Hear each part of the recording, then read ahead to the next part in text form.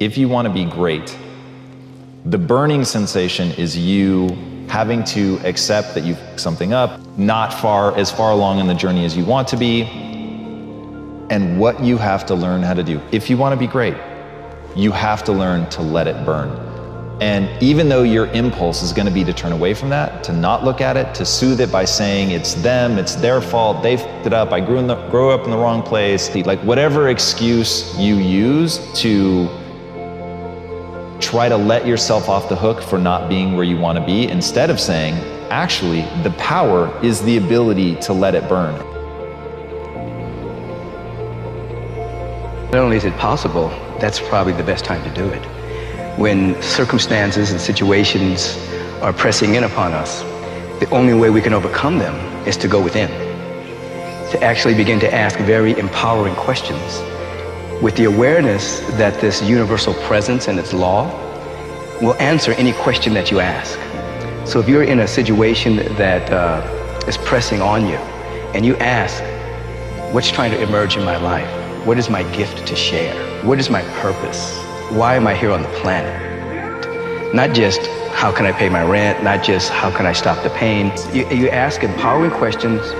The universe will answer these questions in a language and in a way that you can understand. What is the one power that you have right now in this moment that can change everything? You have it, I have it, we all have it. This one singular individual power that can change anything in our life, regardless of what's happened to us. I want to find more, all I can. And in that sack of you have to dive in that to find more. Because if you're not willing to go in there and face yourself, you're not gonna find anything. You're gonna live right here on surface, man, right here on surface.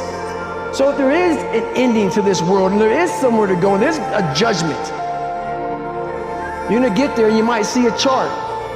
And that chart may tell you who you should have been. And now you get the rest of your life to think about that. Man, I could have lived a much better life if I just would have just suffered a little bit more.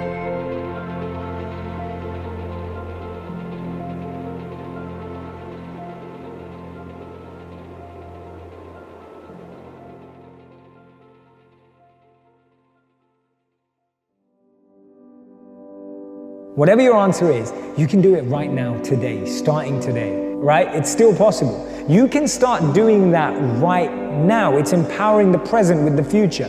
There is nothing stopping you from making it happen right now. You don't have to feel that way when you're 70. You don't have to feel that way when you're 80. You never ever have to feel that way if you start doing it right now. And you can do it right now.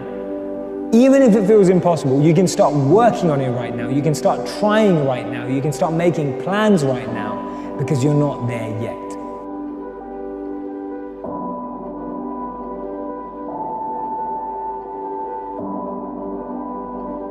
We create our own reality.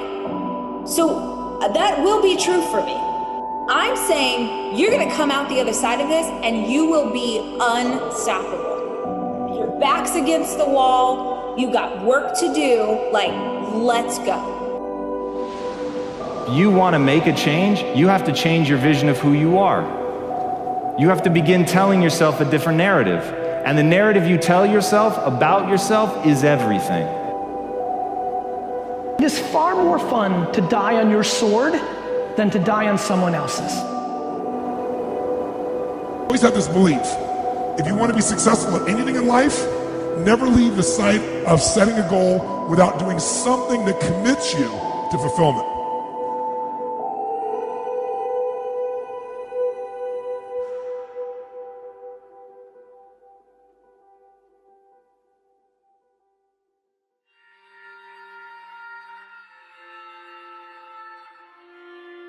Be able to go inside of your own soul and remember why you came to earth. You did not come to walk lockstep in the status quo. You did not come to just adapt to how you've been imprinted. You have come to transform your life, wake up again and remember your soul call, and then be of service with effluence, generosity, giving as your inquiry every single day, and you will discover by law, the universe by law will bring you your assignments every single day. Adopt the mode of authentic being. And that is something like refusing to participate in the lie, in deception and the lie, to orient your speech as much as you can towards the truth, and to take responsibility for your own life and perhaps also for the lives of other people. And there's something about that that's meaningful and responsible and noble, but also serves to mitigate the very suffering that produces, say, the nihilism or the escape into the arms of totalitarians to begin with. The hunger that doesn't go away, that hunger to be more, to do more, to give more, that hunger that never ends.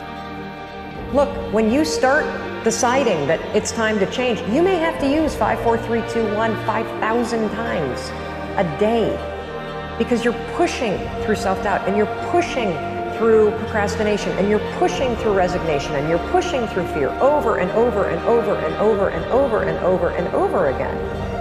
If you use 5, 4, 3, 2, 1, and you push through everything that's stopping you right now, because this is your year, this is the moment that you're going to change.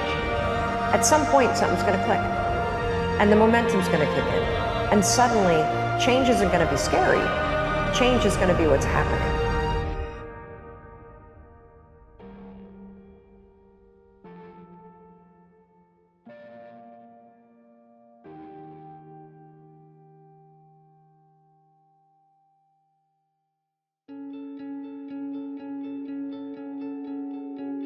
Stop judging yourself through the lens of a moment and start judging yourself through the lens of 10 years.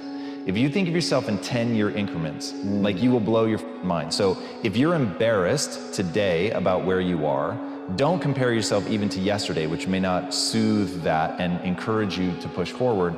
Think back 10 years.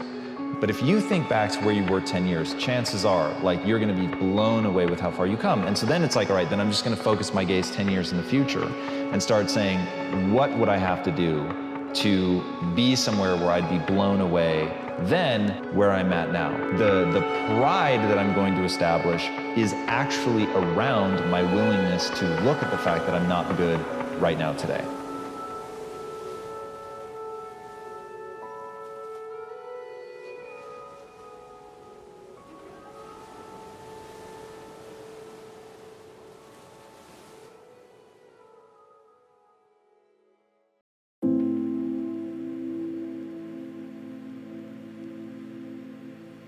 We are most alive, we have the most energy, we are most intimate with our best selves when we're progressing towards our mighty mission. I think what's happened on the planet right now is there's been a great seduction and a great brainwashing.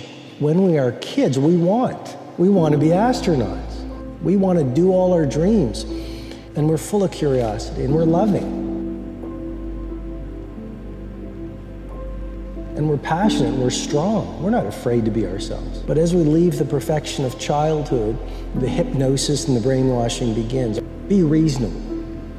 So that's our nature, but our parents give us limitation based on their limited psychology. And don't sing too loudly, don't dream too big, don't be too passionate. As we've left who we truly are, we've contracted. And now it's all about staying safe in the world versus going out there and letting our brilliance, our primal genius shine. And a lot of people just have stuffed that pain of disappointment and their doubt really deep inside, and they just are addicted to distraction and escapes because they don't want to deal with their potential that they've denied. Before you can be a painter who can paint what's beyond mere memory, you have to inculcate that discipline skill, and a lot of that is painful repetition and hard grinding work. It's the sacrifice of the present for the future. But once you manage that, then things open up, and virtually everything you learn of value is like that. And while you're learning those rules, the probability that you have any creative freedom to speak of or any facility with the rules is very low. You're a rank beginner. And even to some degree, whatever creativity you have is going to have to be stifled while you're passing through that keyhole. But if you pass through it, then something massive opens up on the other side. You have to narrow yourself first, and then you can broaden outward. Anybody, not just Navy SEALs, but anybody that can accomplish anything that is hard. The only separator is that they really want to be there. There's some people that get inspired, and that inspiration moves them to try to do something. But that inspiration, I watch a movie about some badasses, you're inspired. But the second you're not in this environment and you're actually doing what inspired you, that suck factor is not real.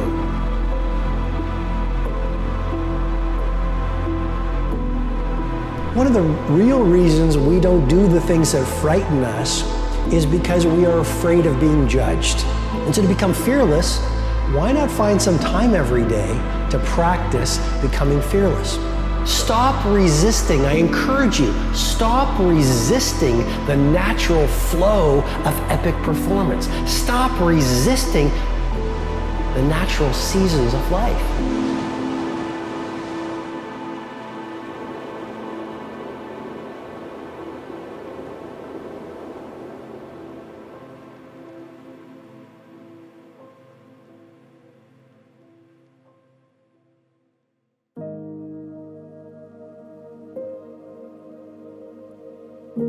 But something that the more somebody goes after it, the better off I'm going to be. The more it's going to push me towards my goals. And that thing is, and if somebody has a better answer, I will take it. But the only way to build your ego that is truly anti-fragile that I have found is to be the learner.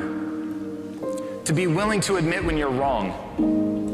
To look at your goal and work backwards and say, is what I'm doing actually moving me towards my goal or not? Not does it make me feel good about myself? Not am I right? Not am I smart? Is it moving me towards my goal? And if it is, then you do it. And if it doesn't, then you don't. It is better to live courageously than cowardly. Better to live truthfully than in deceit. And you can tell that too, because that's also what you tell people that you love. And we know that you should pick up your damn responsibility and move forward. Everyone knows that. It's part of our intrinsic moral nature. And that nature is there. Greatest heartbreak is being untrue to yourself. There's something I believe in, which is instinct is much more powerful and wiser than intellect. And I think when all of us trust our instinct in a world that says intellect and logic is everything, find your destiny doesn't knock, it whispers. And so it wasn't this epiphany, it was just, I think when you start to trust your instinct and trust yourself versus the world, and you sort of block out the opinions of other people, the pace of synchronicity starts to open up, and these doors that you're supposed to walk through start to present themselves to you.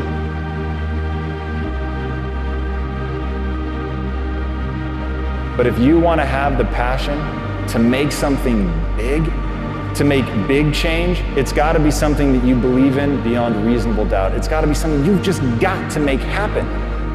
So ask yourself, do I want to know more about this than anyone else? Because you're going to have to get better at it than anyone else if you want to be excellent and deliver on the promise. That's the ethical requirement of individual being in the proper sense, is to constantly note that you're not what you could be, to take responsibility for that, and to commit yourself, like body and soul, to the attainment of that ideal.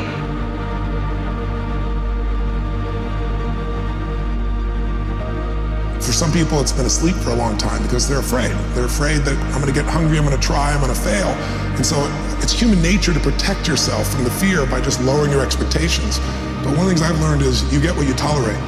You get what you tolerate in yourself, you get what you tolerate in your life, and sooner or later we sometimes hit a point where we say, not another day, not another hour, this is done. I'm not walking this way, I'm not talking this way, I'm not living this way, I'm not going to be in this relationship anymore, I'm going to change it. And when people do that, that's the beginning of a breakthrough.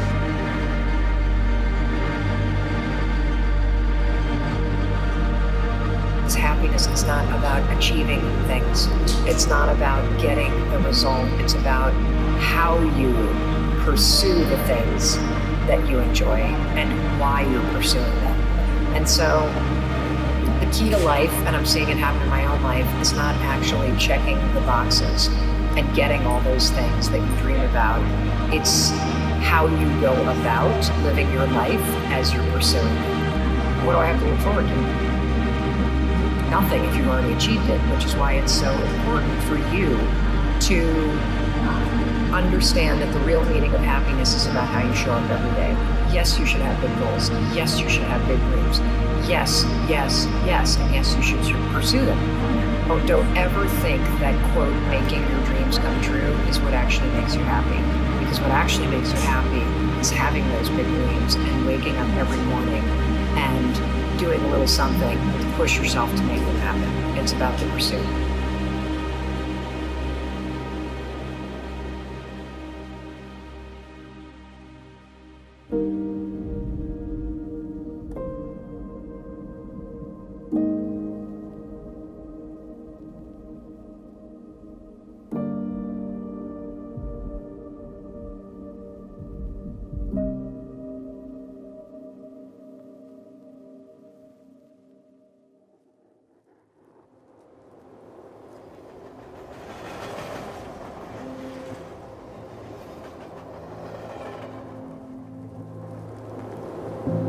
People that are hungry are willing to do the things today others won't do in order to have the things tomorrow others won't have.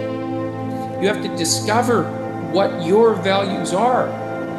It's part of the reason why I think that you need to tell the truth, because you're forced to negotiate with yourself to operate properly in the world. And if you've warped yourself, let's say, or some elements of yourself by engaging in self-deception and lies, and you're not now, because of that, you're not who you could be, and you don't live in the world as you should live in it, then when you discuss with yourself what your value should be, it will be as if you're discussing it with someone that you can't trust. You learn more in the middle of a crisis, or when your life has that moment of a downtrod. There is more wisdom and knowledge, instincts, intuitions, discernment, and instincts that are developed in the middle of a crisis. The truth is that you are going to suffer, but the way to deal with suffering is accepting that suffering and then recognizing that it is suffering, accepting it, and then letting it sort of have its say, and then moving on from there.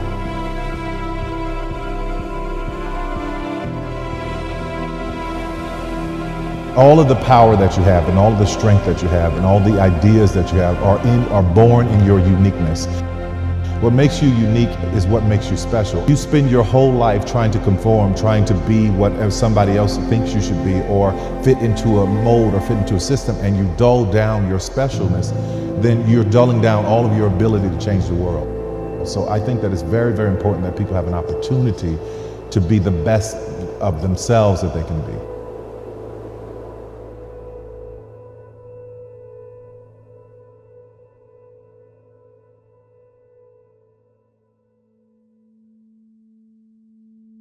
Actually, we should play like champions and train like underdogs. Why?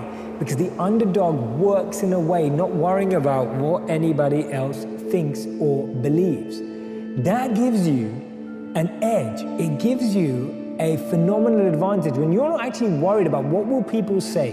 When you're not concerned by, am I going to fail? Am I going to look worse? See, when we become successful, even as underdogs, if we've risen to success, the biggest enemy of that success is not reconnecting to that feeling of an underdog. So no matter how much success you've achieved, always remind yourself the mindset of an underdog is the mindset that nurtures talent, that nurtures success, that harnesses your true potential. If you value yourself for being a master, if your confidence comes from, I know this stuff, then you're going to be in trouble. Because I think that the reality is that being a master feeling like you're an expert, that stuff is a trap. And you need to keep your beliefs nimble. So the more you learn, the more you need to be checking yourself to make sure that that stuff isn't calcifying into dogma, meaning that it becomes like, I do it this way, and that's the way I do it, that's the way I've always done it, that's what my success is based on, so I'm gonna keep doing it. That becomes incredibly dangerous, especially now in a world that changes and evolves so quickly. What worked yesterday may not keep working tomorrow. So you've got to constantly be willing to check your assumptions. The things that you're feeling, clenching up, feeling like you're not good enough, feeling like you're not ready, doubting yourself, kind of spending too much time thinking about how much time you've wasted. You cannot overcome those thoughts because they keep rising up and they've become a habit. It's sort of a pattern. You are going to feel like an imposter until you push through that clenched up moment over and over and over again. And then suddenly, through action lately, you're going to see that you're not an imposter at all.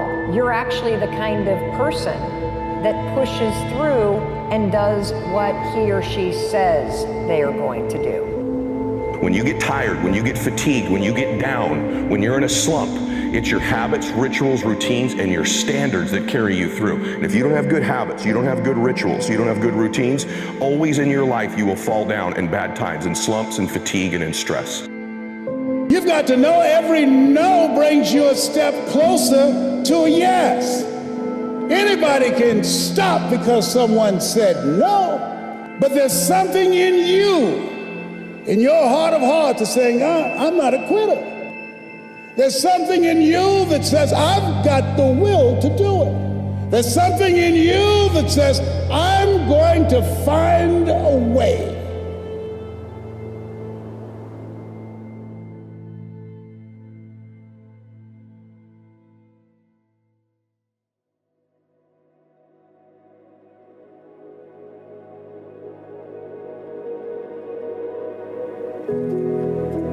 You can't straighten yourself out merely as a consequence of hope. Let's say you lay out a vision for the future and you think about what your life would be, what you'd like your life to be like. And then that makes you hopeful and it motivates you because it gives you something worthwhile and higher order to work for, right? And that's useful. That's positive emotion working for you because positive emotion is experienced in relationship to goals. But it's not as useful as also being chased by something you're terrified by. And if you have a good sense of how you'd fall apart if you stayed weak and just exactly what kind of hell that would be, then when you determine to do something like to tell the truth and to say what you think and to not do things that you hate, then you're going to be pulled along by the purpose that your vision has provided for you, but also pushed along by your desire to avoid the worst forms of hell that you've already outlined for yourself. And we want to be them. We want to be someone else. And in doing that, you lose all the potential of who you are. You mimic, you be them, you are them, you become them, and you lose you. And we look up to so many people in this world who will let us down. We're humans. I'm gonna let you down. You're gonna let somebody down. And you put them on a pedestal, you then lose time when that person comes up and lets you down. You must hold yourself accountable, and being your own hero, that's what that does. You make yourself so totally accountable for who you are. You focus on you and only on you to become the best person you can be for others. Because we leave a lot on the table, not searching who we are. And then therefore, you die not knowing your greatest potential.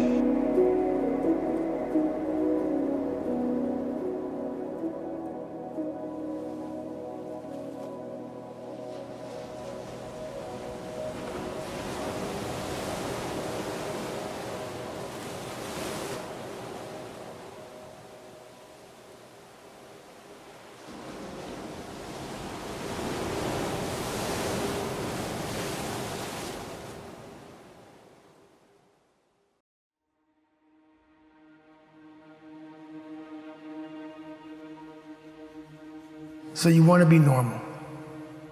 So you just want to be like everybody else that roams the world, not knowing the power that's in them, being fine with being mediocre.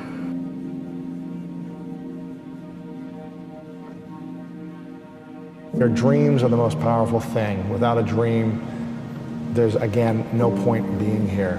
And we are lost without dreams. So find the time on a daily basis to dream and pursue your dream, whatever that looks like. Be on the pursuit of your dream. I really believe that you have to seek the love and the beauty that you want in what you have now. Because that way you're training yourself to extract meaning right now, which means in the short term, if you can fill that role with meaning and your true passion and what's coming from you, then that's going to lead you to discovering the power of it. Because life is essentially tragic in its fundamental essence, you need a sustaining meaning that's deep and profound, and deep and profound enough to get you through bad times, because there will be very bad times in your life.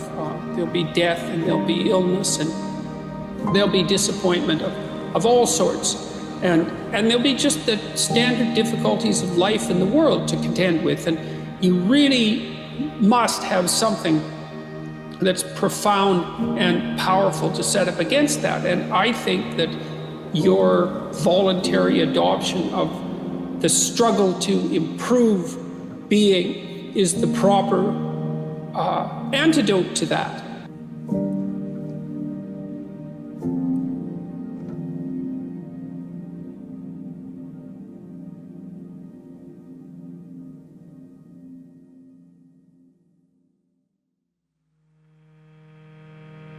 Have to understand the fundamental truth of this life.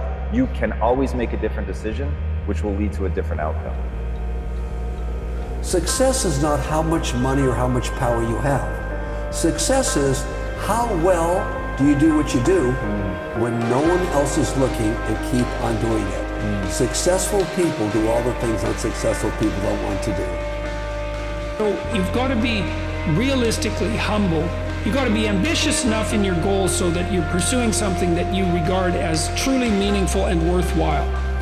So you want your goals to be of sufficient nobility so that you can live with yourself properly if you're pursuing them, but you want them to be small enough so that you have a reasonable probability of implementing them. Life outside of that one area, most of us are worried about suffering. We're afraid of it. When we're suffering and sacrificing, we wonder whether it's worth it. We wonder whether we're supposed to. We wonder whether sacrifice or setbacks or suffering is a sign it's not our real dream, don't we? And your body is a metaphor for the rest of your life, but the rest of our life, every time we sweat, every time we sacrifice, every time we suffer, we don't do what we do at the gym. We start saying, well, wait a minute, maybe I'm not supposed to be doing this. Maybe I'm not cut out. Maybe it's not my destiny. Maybe I just can't do it.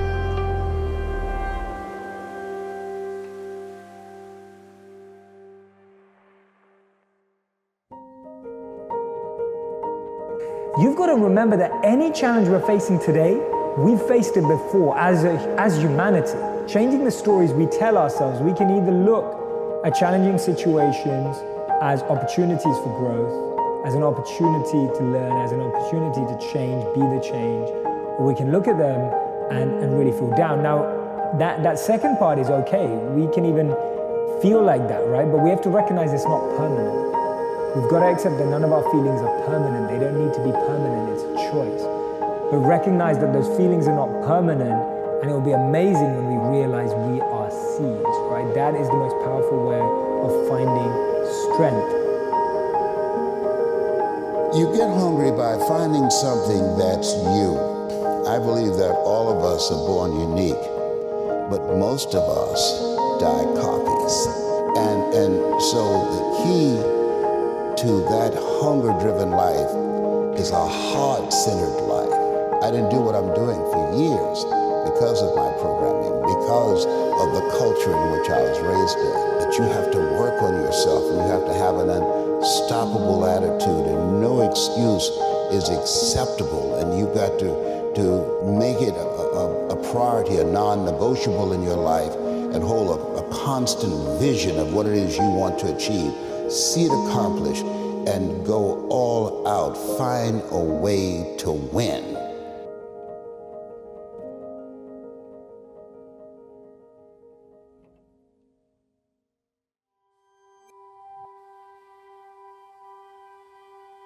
You're always up and down. It's like your energy levels will go up and down and you'll be exhausted. Everything is tied around a story of this is bad, this is wrong, I'm in a bad place, I'm messing up, I'm going broke. That energy is going to pull you away from service or creation or creativity of how do I get out of this place.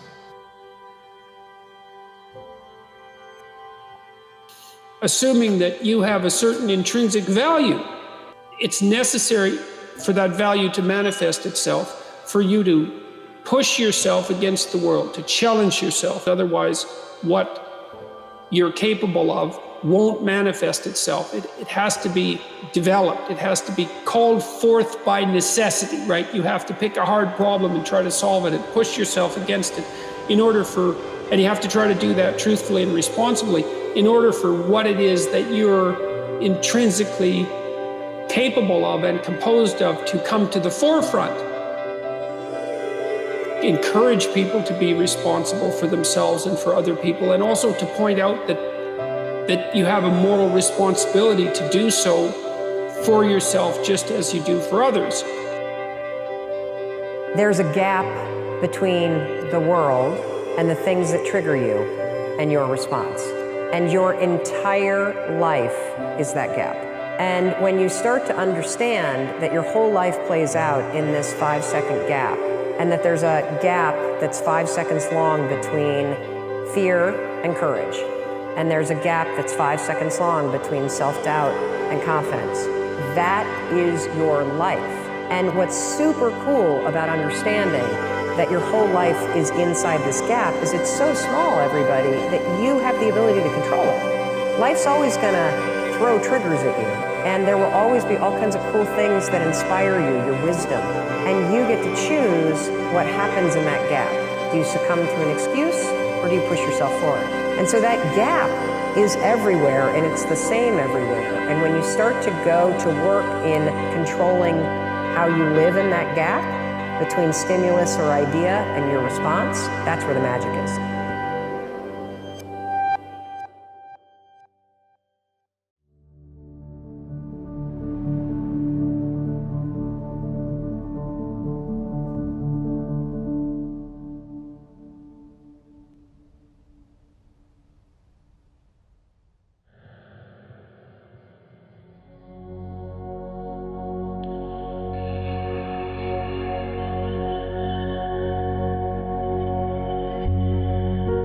We're built for struggle, us human beings. We're built to contend with the world. We're built to contend with reality. You want a challenge, and the best way that you can take on a challenge, because a challenge fortifies you. So you don't want to be secure, you want to be strong. And you get strong by taking on optimal challenges. Life is bounded by mortality, but that doesn't mean that you don't get out there and contend. And you develop by contending, and you minimize the net amount of suffering in the world. And that's something, man, that's something to do. They have a negative attitude where they think that, well, if I don't do anything, if I just be a slacker, at least I won't fail, and I can kind of make myself feel better that I'm the best slacker that there is. You know, if you don't try too hard, you're never going to fail, you're never going to have the pain of failure. So that's the negative side of insecurity. But it can also motivate you to try even harder, to actually get work done, and to make it something really great, and to doubt yourself constantly. The future, we don't know. The past, it's gone. Now, the only thing you can deal with is what's right here, right now. And if you look, the sand is always moving. Point is this is all we've got right here, right now. We don't know how much we have left in the future, but we do know what we've got now. And I have found that people that win are the people who make up their mind. They're not going to waste the minutes. They're going to be productive. They're going to make it happen every minute. No matter how far you get in life, you have to be able to go back to scratch in your mind at a moment's notice. You can never get so far beyond scratch. What that means is, when you accomplish something in life, if you're willing to go back to scratch and visit that place for a long period of time, if you were here when you went back to scratch, you would now be here. Scratch is what makes you better. Scratch, friction, obstacles create growth. There's no friction when you're this far up in the game anymore. So your comforts are now, so your discomfort is now very minuscule to your discomfort back here. So you have to go back to the total discomfort to then raise your level of where you're at now. I think in the end, it's persistence is more important than anything else, and having a desire to do something. You want to prove something, so you have a vision of where you want to go, you're willing to persist and overcome. That's probably the key thing. You have to have a vision of where you want to go, you have to persist in it, you have to be willing to overcome failures and not be afraid of making a mistake. When you're down and out, first thing people do is blame it on everybody else but themselves. When you start taking responsibility, you have a little different outlook.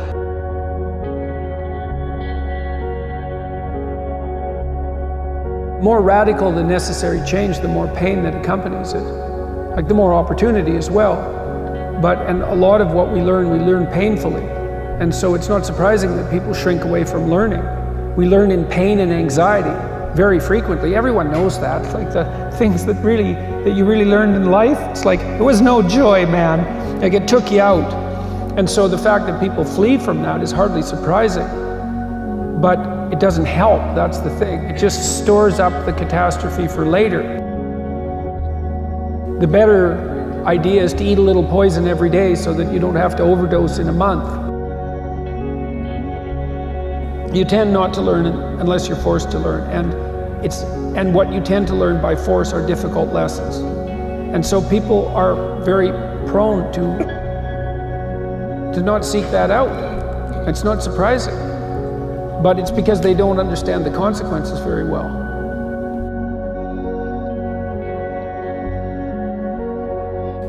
Any way of forestalling it. All you do is make it worse in the future. You make yourself smaller and you make the lesson harder. But you have to have a very tragic, I would say, view of reality, and also a harsh one, because it's not just tragedy, it's also malevolence. You have to understand that those are waiting for you. And that makes you desperate enough to learn. And that might make you desperate enough to fall out of your ideology. But that's a hard way of looking at the world. It beats living through it, though.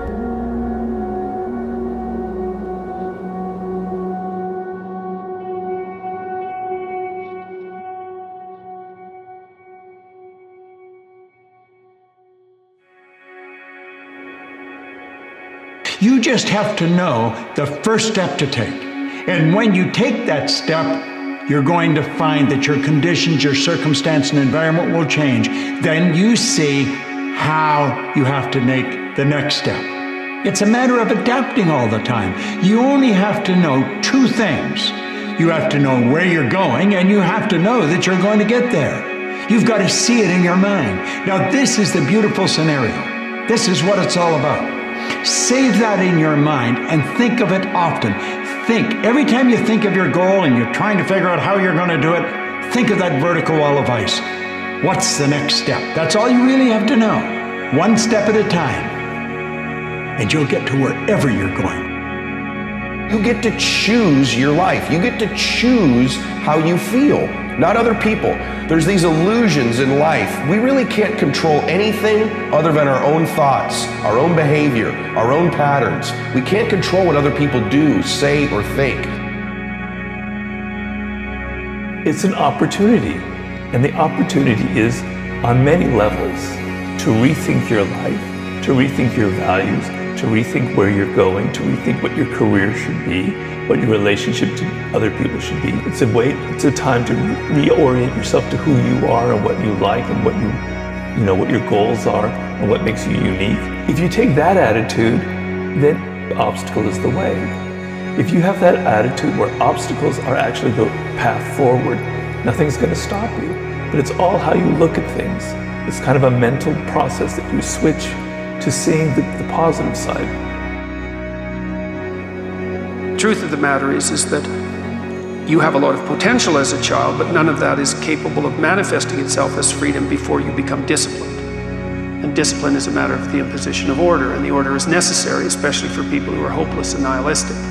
And lots of people are hopeless and nihilistic. Way more people than you think. And part of that is because no one's ever really encouraged them. Lay a disciplinary structure on yourself. Get the chaos in check. And then you can move towards a state that's freer, because it's discipline first. Comes out of that is a much grander freedom. And so virtually every freedom that you have in life that's true freedom is purchased at the price of discipline. Most people half-ass half their life all the time. I knew they were gonna get tired. They were gonna flinch. They were gonna get down. They quit improving themselves. They start sleeping in. I'm gonna keep getting wide. I'm gonna stay relentless. Don't give in to the fears. Don't give in to the setbacks. You're gonna have failure. It's part of the game.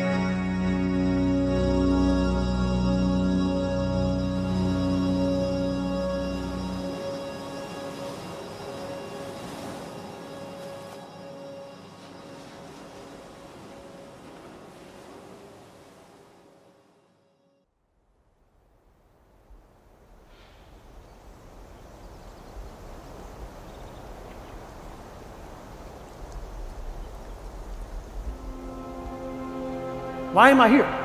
If you don't know that, you will live the rest of your life searching, always asking the question, why? So if you're not in a place where you're in love with life, or in love with yourself, or practicing diminishing your emotional reactions to certain people or conditions in your life, and you're living in anger or hostility or judgment or fear, and you want a loving relationship, there is no magnetic field for you to draw that to you. And in fact, if you say to me, well, it's that person or that circumstance that's caused me to feel this way, then I would say, I mean, that person or that circumstance is controlling the way you feel and the way you think. And anything that controls the way we feel and the way we think, we are victims to, right? So most people are unconsciously responding to the conditions in their environment, experiencing emotions that are derived from the hormones of stress. Those emotions cause us to feel separate from our dreams. They heighten our senses, so if we can't see them, it doesn't exist. The threat or the danger puts us in emergency mode, and we can think positively about the relationship we want. We could send the signal out into the field. We could have pictures. We could remind ourselves of what it is. But if you're not drawing the experience back to you, then you will be, as a victim, more vulnerable to the conditions in your environment, whether they're large or small. And this is the insight. Many people think that they lack motivation when what they really lack is clarity. They think that they need to get more motivated, that they need willpower in order to execute on a habit. If I just felt like writing, if I just felt like meditating, if I felt like working out, then I would do it. But in fact, they don't have a plan for it, so they wake up each day thinking, I wonder if I'll feel motivated to write today. I wonder if I'll feel motivated to work out today. But instead, you can take the decision making out of it by explicitly stating when, where, and how you want to implement the habit. Life is short. It's going by a gazillion miles an hour. We got one shot at this. We might as well squeeze every bit of juice out of life we possibly can. Winners win when no one else is watching.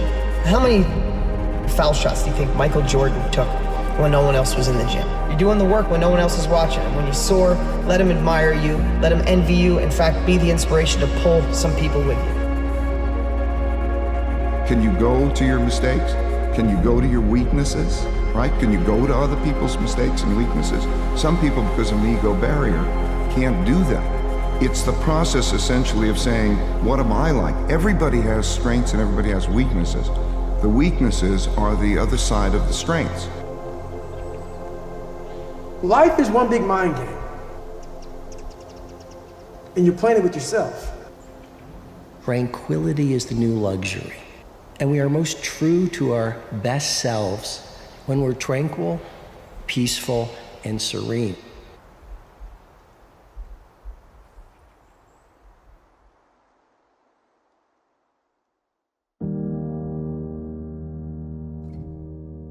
Because I'm not naturally gifted. I don't have any natural talents.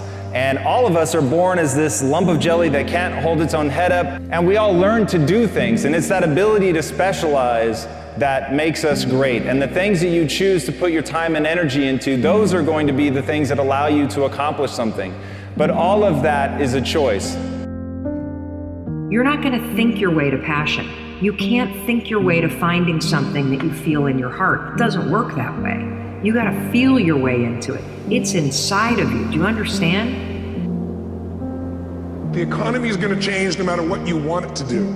The weather is going to change. Relationships are going to change. Everything in life is always changing. We don't have to work on change. Change is automatic, but progress is not. So if you want to make real progress, then you really got to look at your life in a different way. You got to say, I got to take control of this process and not just hope it's going to work out like people do who make a resolution. You have to go dark. What I mean by that is you have to be quiet in your mind. Get away from people. We love being around people. We love talking. We love parties. We love all that. It's okay to be alone. It's also okay to be unhappy. It's okay to be unhappy sometimes, man. It's okay to say, you know what, man, I'm f***ed up. So you gotta go to the truth first. Who are you? Get really accountable and say, okay, who am I? What's the truth about me? Get to that dark place in your mind. Figure out, it may take months, it may take years. Figure out your purpose. Figure out what you want to be in life. And then from there, okay, I have my purpose. It may take a long time. No one knows their purpose because it's too loud. Find your purpose. From there, all right, you gotta start planning. People love the planning phase because it's very comfortable. And then from the planning phase, you gotta go to execution. So the execution phase will be all hate because that's where the real work begins, and that's when the failure happens, and the failure, and the failure.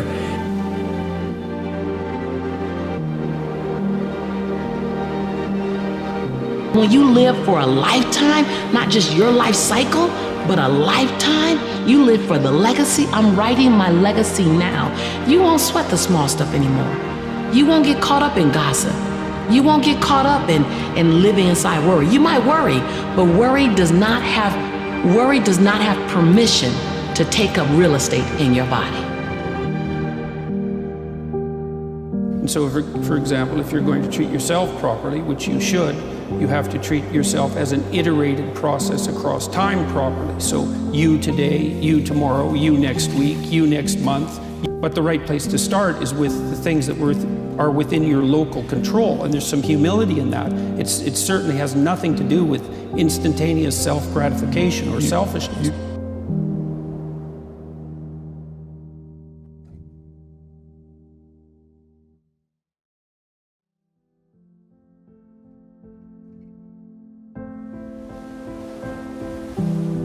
You teach your body emotionally what the future will feel like before it's made manifest. That means you can't wait for your relationship to feel love. You have to reverse that battleship and understand feeling love is going to be the magnet. And if you can hold the vision of your future, a clear intention, with a coherent brain, organize signals into the field, and you could actually crack this thing open and practice getting so present in the moment that you're not anticipating the next moment or trying to predict the future.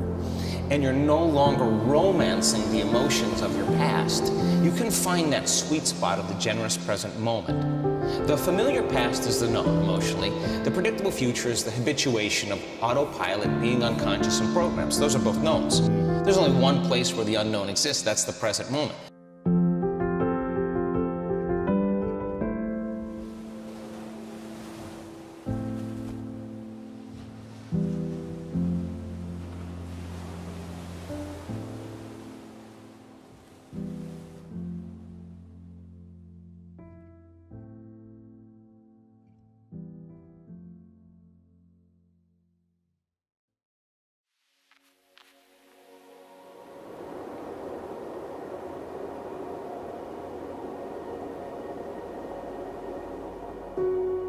We were born to do something. You're here to do a work.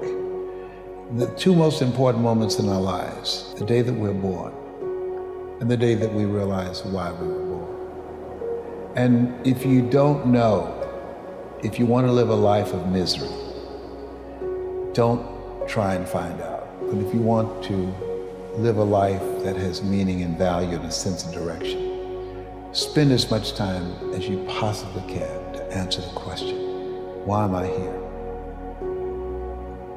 If you're not being defined by a vision of the future, then you're left with the old memories of the past and you will be predictable in your life. And if you wake up in the morning and you're not being defined by a vision of the future, as you see the same people and you go to the same places and you do the exact same thing at the exact same time, it's no longer that your personality is creating your personal reality. Now your personal reality is affecting or creating your personality.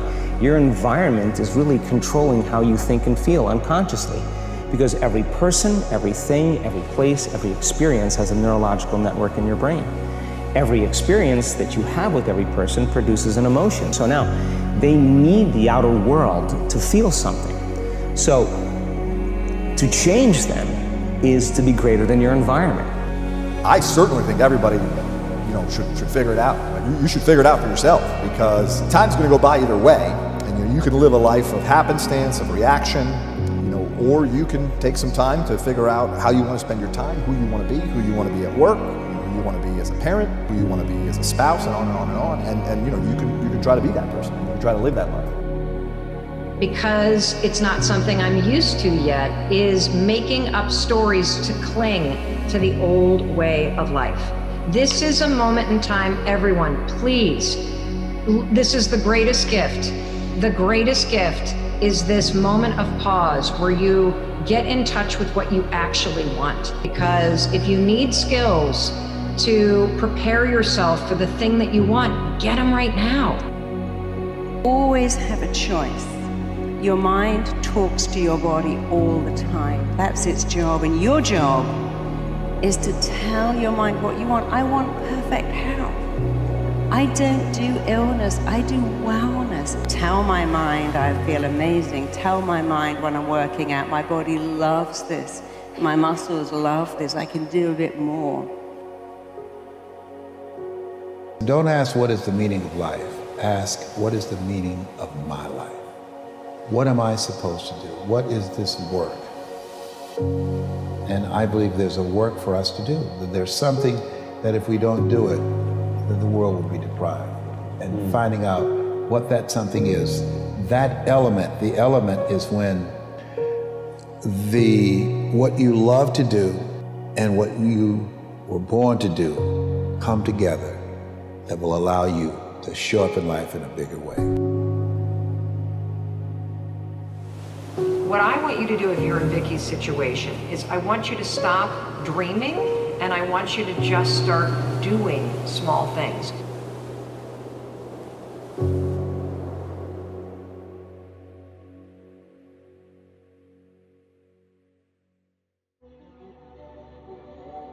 If you don't have a goal, a transcendent goal, say, something that's beyond you, then you don't have any positive emotion. And that's not good because you have plenty of negative emotion.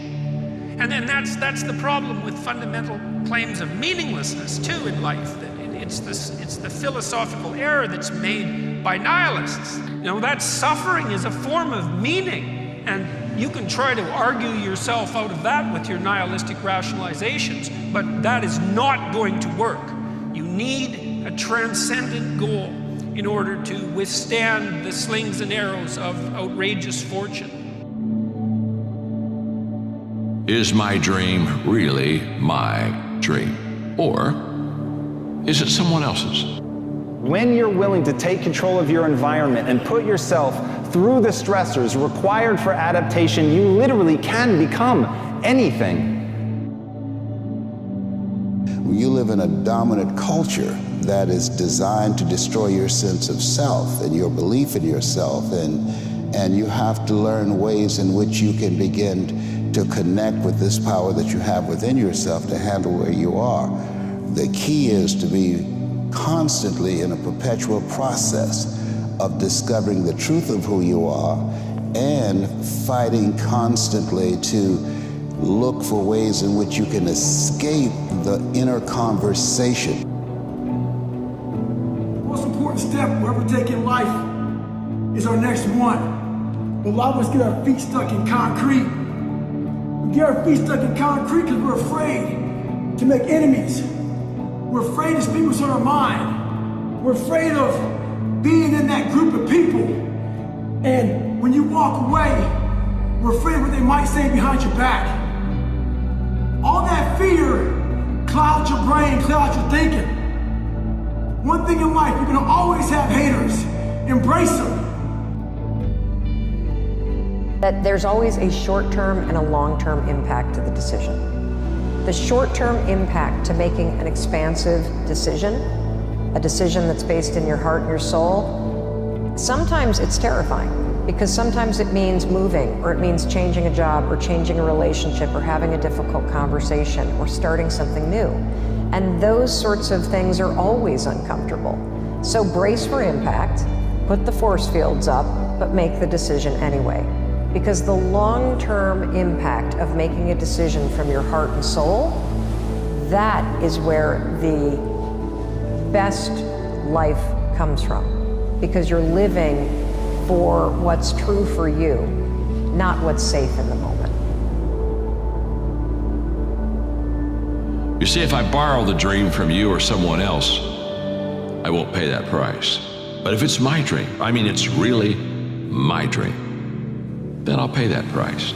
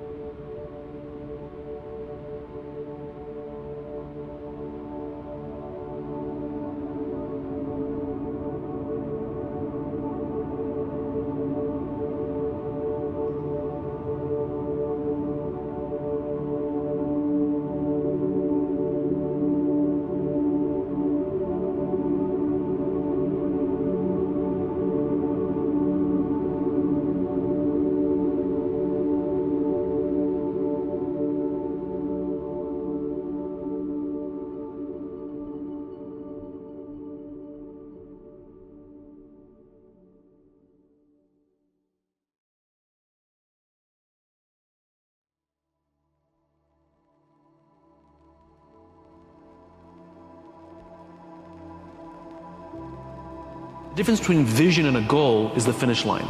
A goal is 26.2 miles. You can simply count the metrics and know when you've completed your goal.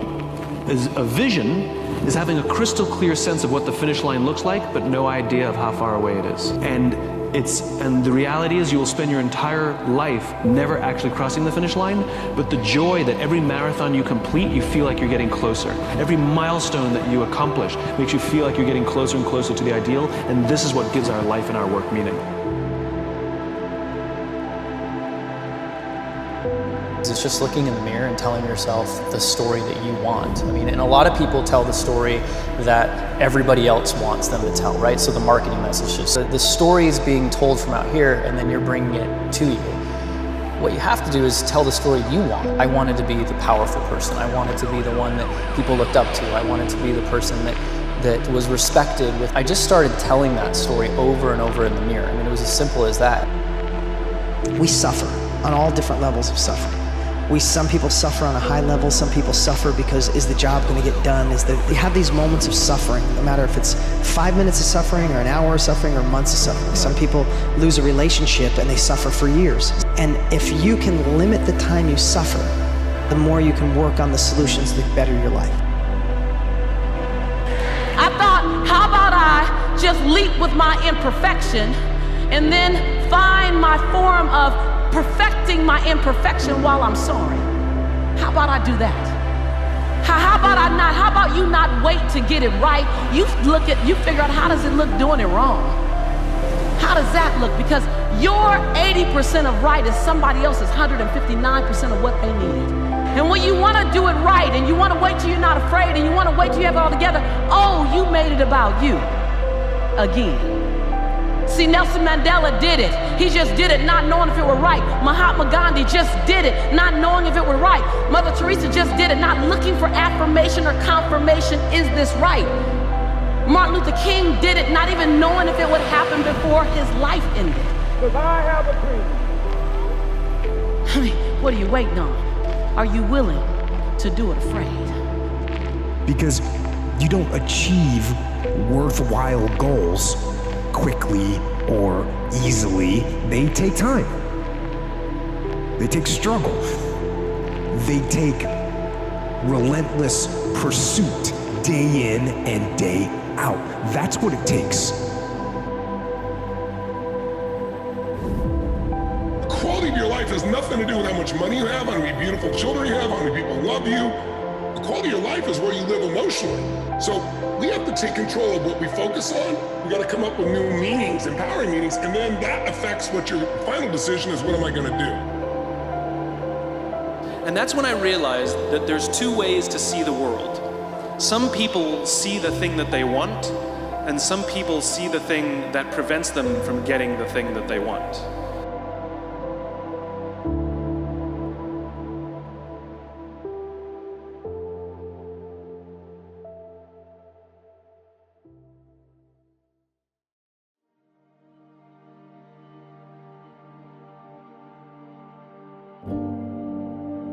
Both of those things require hard work. You are in love because you work very hard every single day of your life to stay in love. You find a job that brings you ultimate joy because you work hard every single day to serve those around you, and you maintain that joy. It's not a discovery.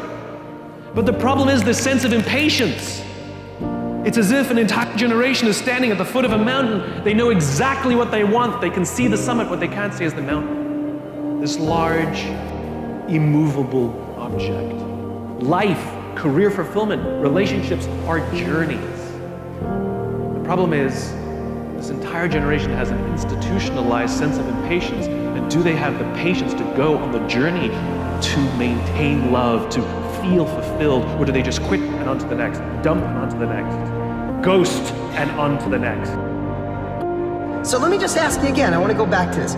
Who in your life makes you feel bad about your dreams, your goals, your desires? Because those people are affecting you whether you realize it or not. When you have a desire for that next level, someone negative, someone trying to protect you, tells you you shouldn't, you can't, you might say, no, I'm not listening to them. But even if 5% of that rubs off on you, then you might make different choices. You might play a little bit smaller than you need to. Your confidence could be crushed just a little bit more than it needs to be crushed. Do you think in today's world, do you think being good at something with most of your confidence is enough? Do you think being excellent with 90% of your confidence is enough? Hell no. You need to be freaking outstanding. You need to rock it with your confidence at 100%. And how can your confidence be at 100% if you're letting people in your life make you dim your glow, to lower your expectations, to play safer? The woe is me mentality. It's too hard. Life isn't fair.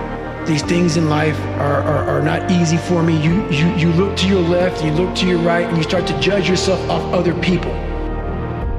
We are judging ourselves against too many people.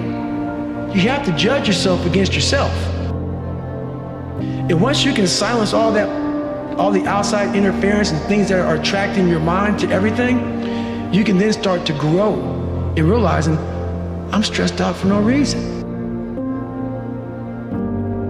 It's all that thinking, that overthinking, that thinking too big. Thinking big is about dreams. Thinking big is about goals. Thinking big is about your heart and your soul and figuring out what you want. Then once you do that and you think big and you see where you're headed, boom, you gotta come back and you gotta go brick by brick to make that vision stick.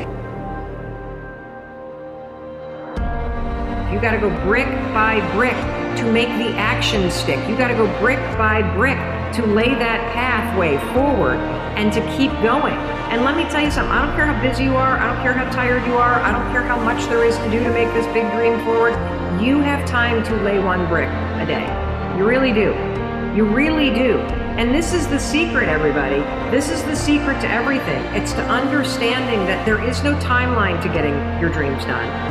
All there is to do is to allow your heart and soul to dream big, to see the path forward, and then to pull yourself into the moment every day and have the discipline to be deliberate, to lay one brick on that path. That's it. And to keep reminding yourself that everything that you're learning on the way as you lie bricks down and you move forward a little at a time, is helping you build the path. What you're going to do is trade your life. You're trading your life for whatever it is you're going after. Whatever your goal happens to be, whatever you are pursuing, make certain it's worthy of you because you're trading your life for it.